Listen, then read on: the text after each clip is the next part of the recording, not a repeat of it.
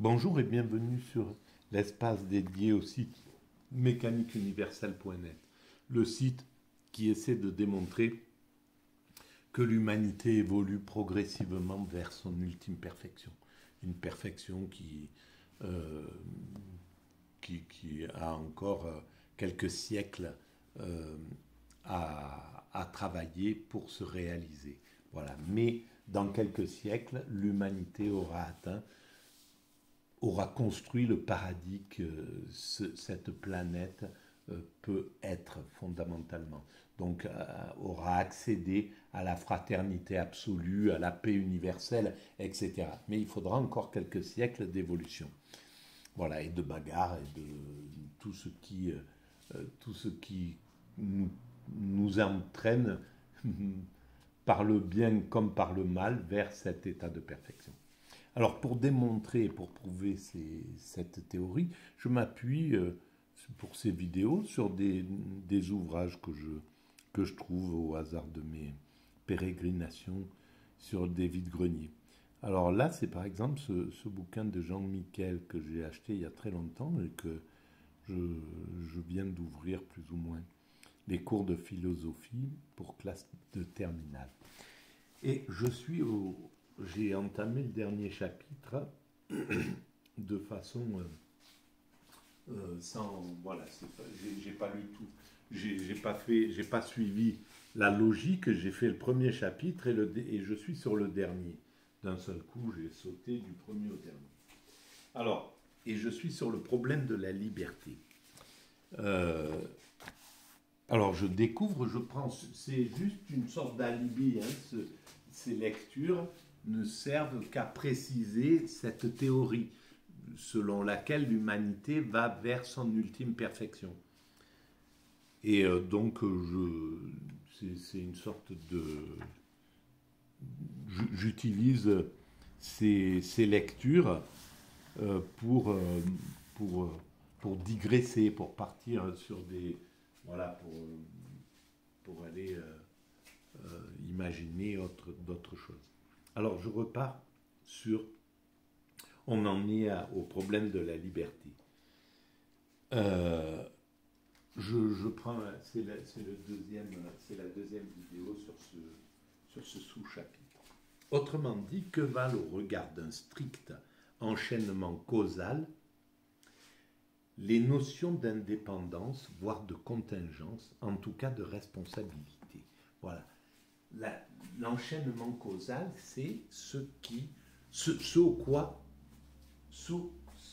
auquel nous ne pouvons échapper. Voilà. Je ne peux pas arrêter l'avancée vers le futur. Ce qui va se passer dans 10 minutes, je ne peux pas y échapper. Je suis là, dans 10 minutes, je devrais vivre ce qui m'est échu. Dans une heure, je devrais vivre ce que je dois vivre dans une heure. Quoi que ce soit que je vive, quoi qu'il m'arrive, cette chose-là est déterminée. Je ne peux pas... À partir du moment où on est inclus dans un système, ça c'est mon point de vue, c'est à partir du moment où on est inclus dans un système en évolution, eh ben on ne peut pas échapper à tout ce qui se passe. Voilà. Et c'est valable, pour prendre une image, en gros, j'avance, sur ma tête, il va à un certain moment, une ride supplémentaire va se faire jour. Quoi qu'il arrive, même si quoi que je fasse, cette ride devra apparaître. Je vais peut-être trouver une astuce chirurgicale ou quoi que ce soit pour la faire disparaître après, mais c'est exactement ce qui était prévu. Voilà, que je prenne cette ride de façon et que je l'accepte ou que je la travaille, c'est quelque chose qui doit arriver, comme doit arriver progressivement la courbure de mon dos, la perte un peu de l'audition, etc. À mesure que j'avance dans l'âge, il y a tout un tas de choses auxquelles je ne peux pas échapper. mais c'est aussi valable pour ce qui va m'arriver dans une heure. Dans une heure, ce que je vais vivre dans l'heure qui arrive, je ne peux pas ne pas le vivre. Je le vivrai quoi que ce soit qui arrive. Donc quelque part, c'est entre guillemets. Pour moi, on est dans un monde déterminé. Mais en même temps, c'est quelque chose qu'on doit oublier. On doit avoir le sentiment qu'on est dans un état, qu'on a droit à la liberté, qu'on est libre de choisir ce qu'on doit faire, etc. Mais quoi qu'il arrive, ce qu'on fera, ce que je ferai dans une heure, c'est ce que je devais faire. Ce que je fais là, ben, c'est ce que je devais faire. On ne peut pas faire une chose et son contraire. Par exemple, là, je fais ces vidéos. Je ne peux pas, même si ce matin, j'avais dit, ben, peut-être tout à l'heure, je ne sais pas si je fais des vidéos, ou si je vais me promener, ou si je vais à la pêche. Bon, je suis là. Même si j'ai eu un semblant de choix entre aller à la pêche et faire les vidéos, il ne reste qu'une chose que je n'ai faite. L'autre, c'était une sorte d'illusion. C'était comme si je peux partir à gauche ou à droite pour aller à tel endroit. J'ai le choix.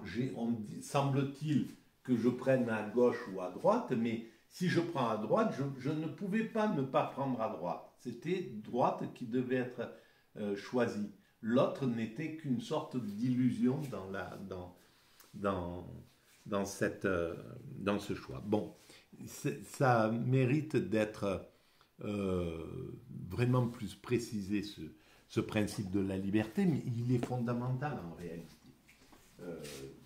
Voilà, mais bon, on va rester sur cette... de façon un peu superficielle là-dessus. Voilà.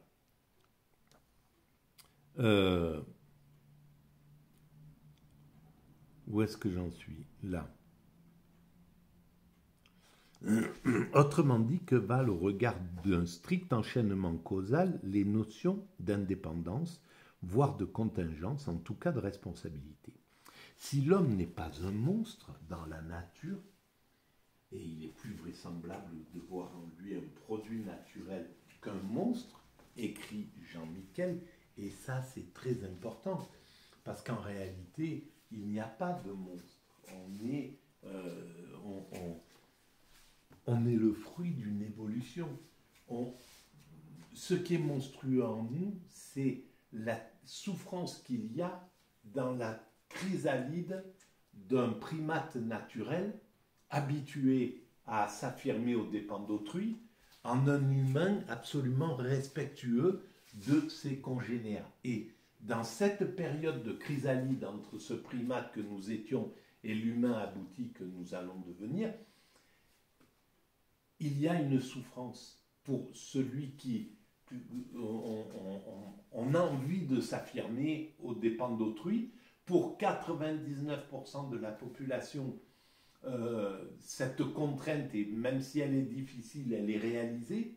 C'est-à-dire que l'homme, globalement, respecte la loi, ses semblables, etc., la morale, tous les moyens de contrition, en gros, qui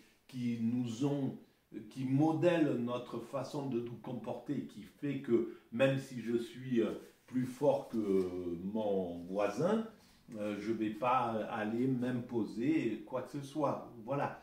Alors il y a la peur du gendarme, mais il y a la morale qu'on m'a appris, il y a ce que m'a enseigné mes parents, ce que m'a enseigné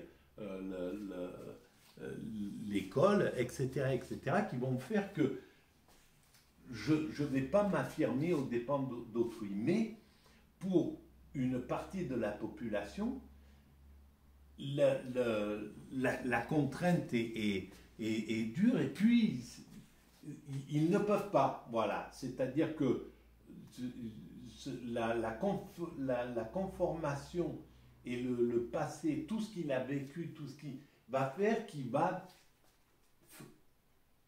produire quelque chose de monstrueux. Voilà, il y a quelque chose qui va faire que ça va le déborder et il va produire quelque chose de monstrueux. C'est pas pour ça que c'est un monstre, c'est-à-dire que c'est pas l'individu, c'est pas lui c'est pas l'être, c'est l'acte qui a été produit qui a été monstrueux. Et c'est pour ça que la loi, le droit, la législation, les tribunaux, les juges, etc., sophistique. Cette évolution du droit, elle est fondamentale parce qu'elle va chercher pourquoi un être humain est arrivé à commettre des choses qu'on peut juger monstrueuses, qu'on juge monstrueuses. Et là, ça c'est la grande dignité de l'humanité, d'avoir évolué jusqu'à ce degré de compréhension des circonstances atténuantes, des circonstances, qu'elles soient atténuantes ou moins atténuantes. L'être humain, ça n'empêche pas qu'il doit être jugé, parce que la société humaine évolue grâce à ça, grâce au fait qu'on juge l'être humain.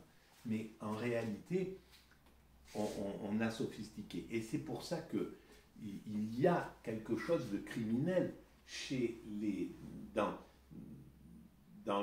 les chaînes de télévision, la CNews, BFM, etc., quand on écoute des intervenants qui viennent et qui disent « bon, c'est un monstre, il faudrait le tuer, en gros, voilà, il faudrait être impitoyable »,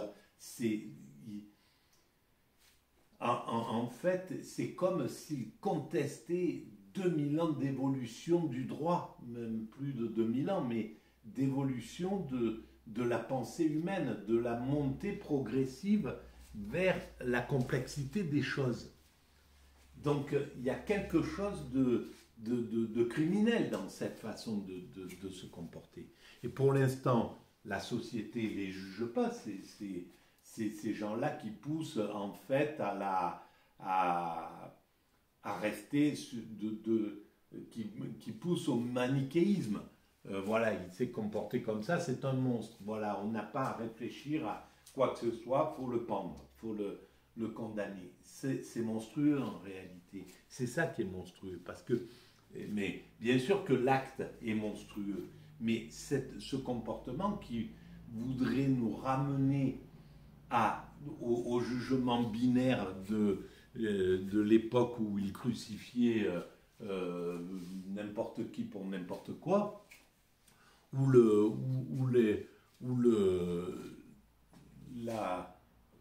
la vie était œil pour œil, dent pour dent, bref, enfin, avant l'évolution du droit, donc il y avait quelque chose qui était pas compris. Et je parle de ça parce que je critique justement sur Twitter ces gens qui ont pignon qui circulent de plateau en plateau sur ces chaînes de télévision oligarchiques pour durcir la société, pour la ramener vers du manichéisme dont on essaie de s'extraire, dont l'humanité essaie de s'extraire depuis ce temps. Voilà. Bon, bref, ça c'est autre chose. Alors, ces monstres, et il est vraisemblable de voir en lui un produit naturel qu'un monstre. Ça, c'est bien ce qu'a écrit Jean Miquel, justement. Voilà. Comment peut-il faire exception aux règles qu'il croit lui-même découvrir dans les mécanismes et les développements de cette nature et qui permettent d'en prévoir le retour ou les répétitions? C'est pour répondre à ces questions que le dualisme propose au fond la distinction de l'organisme et de la conscience en l'homme, comme celle de la matière et de l'esprit dans l'univers. Or, cette position semble fort ancienne et populaire, indépendamment des doctrines philosophiques qui l'ont mise en forme.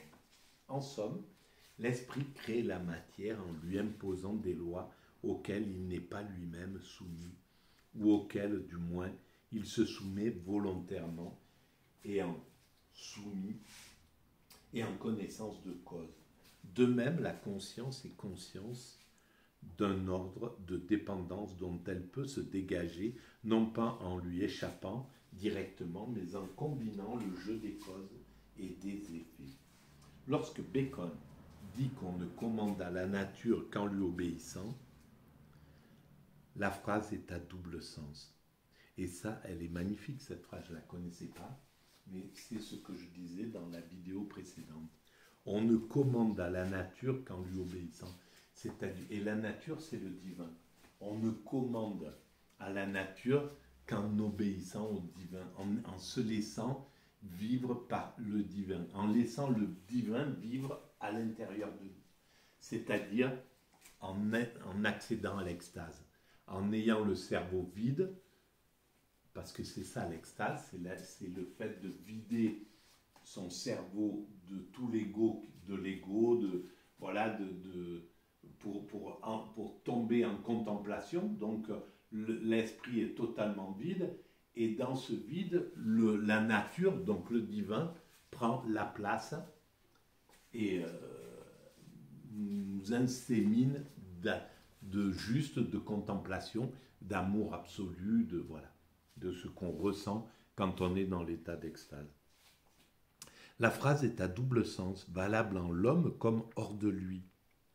Descartes, notant que l'âme n'est point dans le corps, comme un pilote en son navire, donne une indication du même ordre, mais présentée autrement, c'est-à-dire relative d'abord à l'action de l'homme sur lui-même, en signalant les illusions dont il faut alors se garder. Mais il ne doute pas qu'on puisse agir sur le corps.